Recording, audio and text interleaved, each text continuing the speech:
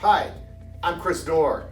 I've been in the packaging business for over 30 years, and today I'm here to talk about pressure-sensitive labels, also known as PS labels, as an abbreviation, or sticky labels. Some people just call them stickers. Oftentimes they come on a roll, other times in sheets.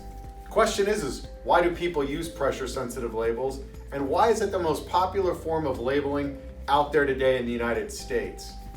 Well, they can be used and stuck on just about anything. So this is an HDPE plastic container. We call it pressure sensitive because when you peel the label off the backing sheet or liner, you can't just toss it on here. You need pressure for the adhesive to flow onto the product so that you've got a very good bond.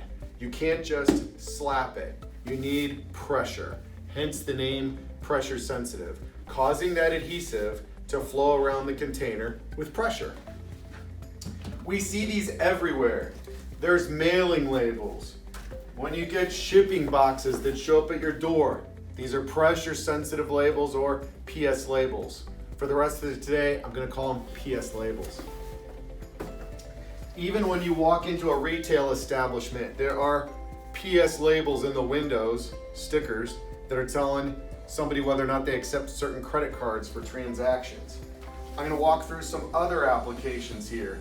I've got dairy products, vegetable products, fruit products and fresh produce, woodworking products, plastic bottles, front and back, PS label, beverage bottles, glass bottles, personal care products, plastics, PET, HDPE, PVC, and other plastic resins all readily accept pressure-sensitive label materials, and there's thousands available, thousands of adhesives available.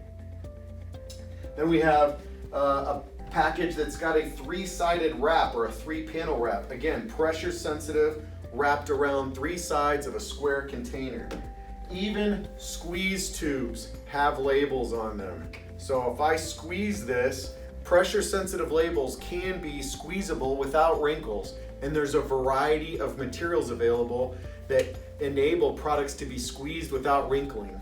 A couple of those would be global coax and MDOs, or machine directed olefins.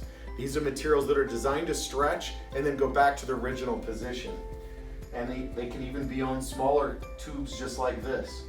Then you often see pressure sensitive labels, you wouldn't even think about that, on flexible film pouches.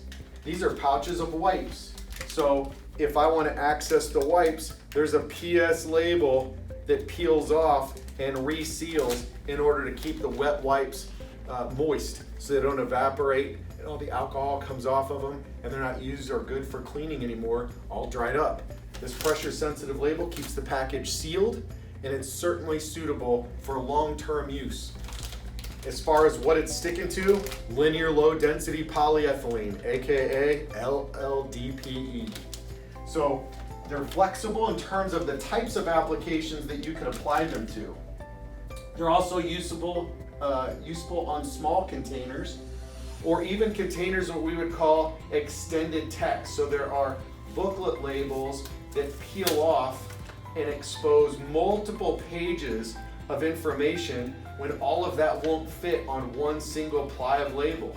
And then these can be resealed to the container and used over and over or reread over and over again. You also see what we call extended text or extended content labels on small pharmaceutical bottles just like this. So pressure sensitive or PS labels have a great deal of versatility in the end use application. There's also the ability to make it look like this bottle was directly decorated. In other words, there's no label on it. It's clear all the way around and you only see artwork in certain areas. We'd call this a clear, no label look.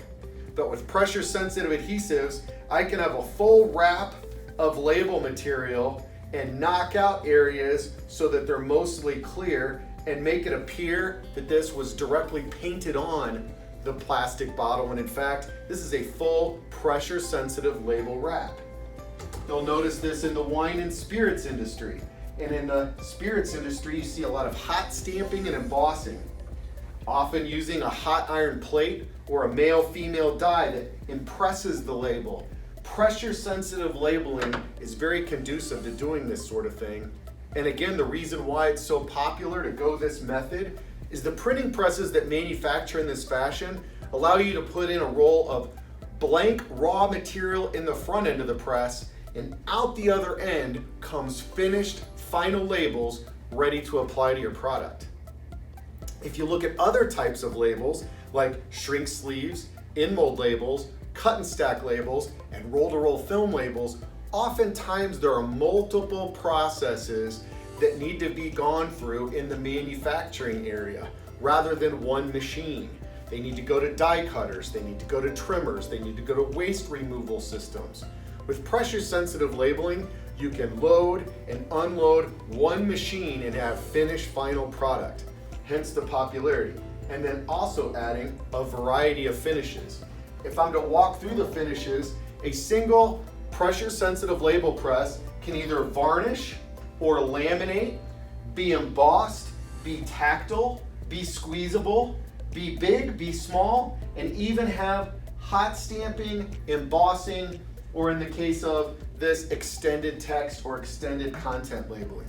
For all those reasons and more, this is why people use PS or pressure-sensitive labels.